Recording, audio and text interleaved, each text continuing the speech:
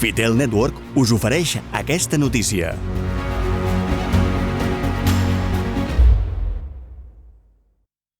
Després d'acabar els trimestrals del segon trimestre, vam treballar entre tots i totes una sèrie de poemes que vam triar nosaltres mateixos. Els de primer cicle faran la poesia al carrer i els de segon cicle 3 reptes de Sant Jordi.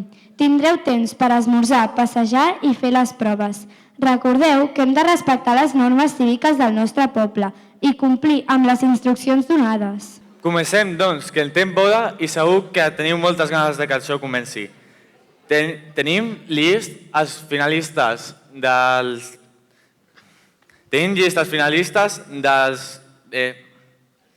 Hòsties, és que això està nerviós. Amb molta gent és normal.